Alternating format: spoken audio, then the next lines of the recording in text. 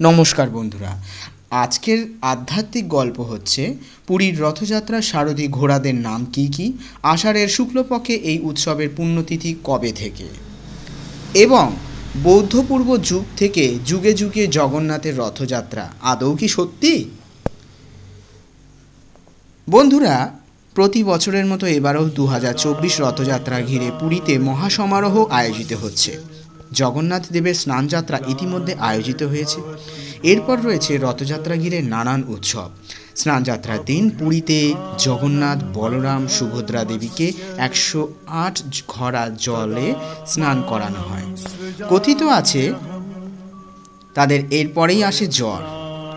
নির্জনে তার চিকিৎসার জন্য 15 দিন বন্ধ থাকে এই গর্ভগৃহ। 15 দিন পর পালিত হয় নবযৌবন উৎসব। তারপর দিন রথে চড়ে মাসির বাড়ির উদ্দেশ্যে রওনা হন জগন্নাথ, বলরাম, সুভদ্রা।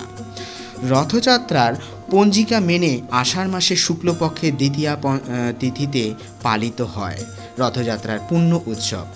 আর এই বছরে 7ই জুলাই পালিত হতে চলেছে রথযাত্রার উৎসব। 7ই জুলাই ভোর 4:26 পড়েছে তিথি। 8ই জুলাই সকাল 4:59 শেষ হবে রথযাত্রার তিথি। শাস্ত্র মতানুযায়ী 7ই জুলাই পালিত হবে রথযাত্রার উৎসব। দেখে নেওয়া যাক রথযাত্রা ঘিরে পুরীর আয়োজনে কী কী চমকপ্রদ দিক রয়েছে। যে রথে চড়ে জগন্নাথ, বলরাম, সুভদ্রা সফর করেন সেই রথ ঘিরে চমকপ্রদ দিক দেখা যাক। জগন্নাথ দেবের রথের নাম নন্দী ঘোষ, বলরাম দেবের রথের নাম তালধ্বজ, সুভদ্রার রথের নাম দর্প লন। জগন্নাথ দেবের নন্দীঘোষের রথের ঘোড়ার নাম শঙ্খ, বলহকা, হরিদাস, শ্বেতা। বলরাম দেবের রথ তালধ্বজের ঘোড়াদের নাম তীব্র, ঘোড়া, দীর্ঘশর্মা, স্বর্ণনাভ। সুভদ্রা দেবীর রথ দর্পদলনের ঘোড়ার নাম রচিকা, মচিকা, জিতা, অপরাজিতা। এইবারে আসি বৌদ্ধপূর্ব যুগ থেকে যুগে যুগে জগন্নাথ দেবের রথযাত্রা আদৌ কি সত্যি? বিষয়টি হচ্ছে, অনেকেই বলে থাকেন পুরী জগন্নাথের রথযাত্রা বৌদ্ধদের থেকে প্রচলিত হয়েছিল, কিন্তু তথ্য বলছে বৌদ্ধদের বহু আগে থেকেই জগন্নাথ দেবের রথযাত্রা প্রচলিত ছিল। আলোচনায় আজ আমরা জগন্নাথ দেবের প্রাচীন রথযাত্রার সন্ধানে যাব ঠিকই, তবে শুধুমাত্র মাগুনিয়া দাসের ক্ষেত্রপুরাণ, শিশুরাম দাসের দারুব্রহ্ম এবং তেলুগু ভাষায় লেখা বেঙ্কটাচার্যের জগন্নাথ মাহাত্ম্য গ্রন্থে জগন্নাথকে বৌদ্ধ বলে উল্লেখ করা হয়েছে। অন্যদিকে ব্রহ্মপুরাণ, নারদ পুরাণের মালবরাজ ইন্দ্রসেনের কথা আছে, কিন্তু সেখানে জগন্নাথকে কখনোই বৌদ্ধ বলে উল্লেখ করা হয়নি। মাগুনিয়া দাস ও শিশুরাম দাস দুই অর্বাচীন কবি শুনে শুনে লিখেছেন সেই প্রচলিত গল্পটি। মালবরাজ ইন্দ্রসেন ও বৃদ্ধ শিল্পীর কথা না শুনে খুলে ফেলেন বন্ধ ঘরের দরজা। দেখলেন শিল্পী উধাও এবং জগন্নাথ তখনও অসমাপ্ত। এরপর অনুশোচনায় রাজা ইন্দ্রনন্দ নিলেন কুশসজ্জা। কলিযুগের তারপর মাঝরাতে দেখা দিলেন জগন্নাথ। মাগুনিয়া দাসের ভাষায় বলেন, মই বৌদ্ধরূপই হই, অর্থাৎ এটা উড়িয়া ভাষা।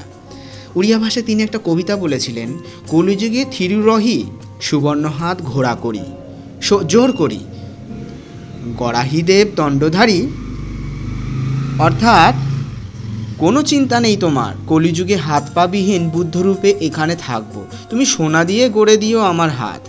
কিন্তু জগন্নাথ যে বৌদ্ধ নন আমরা আগের লেখায় দেখিয়েছিলাম ঠিকই। আজকে প্রসঙ্গ রথযাত্রা, রামায়ণ, মহাভারত রথের উল্লেখ আছে। মহাভারত কুরুক্ষেত্র শ্রীকৃষ্ণ অর্জুনের রথের সারথি। এছাড়া স্কন্দপুরাণ, পদ্মপুরাণ, ভবিষ্যপুরাণের রথের উল্লেখ আছে। হরিভক্তি বিলাস গ্রন্থে উত্থান একাদশী তিথিতে শ্রীহরির রথযাত্রার কথা আছে। ভবিষ্যৎ পুরাণে অনুসারে বৌদ্ধ যুগের প্রায় 1000 বছর আগে সত্যযুগে ভক্ত প্রহ্লাদ সর্বপ্রথম টেনে এনেছিলেন মহাবিষ্ণু রথ। এরপর গৌতম বুদ্ধের জন্মের অনেক আগে জৈন তীর্থঙ্কর পার্শ্বনাথকে কেন্দ্র করে রথযাত্রা অনুষ্ঠিত হয়েছিল। বইয়ের পাতায় বাইরে এও রথ নিয়ে পাথুরে প্রমাণ রয়েছে। যেমন পুরী থেকে প্রায় 19 মাইল দূরে রয়েছে কোণার্কের সূর্য মন্দির, যে মন্দিরটি নিজেই একটি রথের আকারে তৈরি।